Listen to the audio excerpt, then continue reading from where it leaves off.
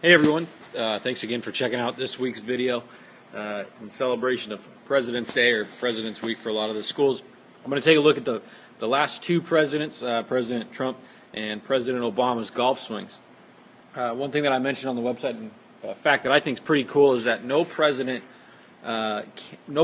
candidate running for office who is a golfer has ever lost to a presidential candidate who doesn't golf. I've always thought that was pretty cool.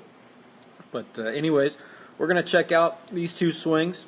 Donald Trump over here on the left and President Obama over on the right. Both have pretty good posture to start off with. And as we get into the takeaway, you can see Trump really whips that club inside and then gets into a pretty good position up at the top of his backswing. Nice strong left wrist and good club face. This is one of those things that boggles a lot of amateur golfers' minds, is how can I make such a bad takeaway? Against a textbook model, that's not exactly what you want to do. And as we look over here at President Obama, his takeaway is much more conventional.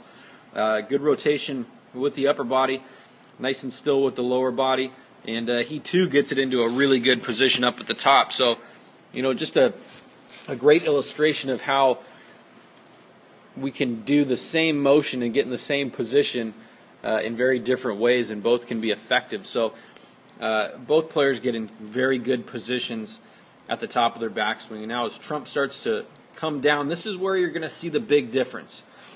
It's been well documented that Donald Trump is probably the best golfing president we've ever had. And it's probably because of this right here. You can see tremendous connection of his right elbow up against his right hip. And you can see his hips clearing out of the way while his head stays back behind the golf ball. He has a lot of body rotation. The club hasn't really worked to the golf ball yet. It's still working to the inside. And as we come down into impact, you can see great spine posture being maintained, clearance of his hips right there, and a nice posting up of his left side. Now with Obama over here, he's respectable. He's about an 18 to 20 handicap. But you can really see his golf swing start to break down as he comes into his downswing.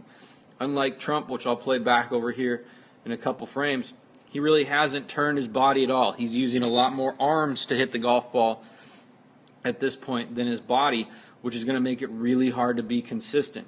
And as he comes through impact, look at how his spine works up, hasn't really posted on his front leg, and we don't see a lot of rotation with the body. This is very typical of somebody who's a beginning golfer or hasn't learned how to use their body very much.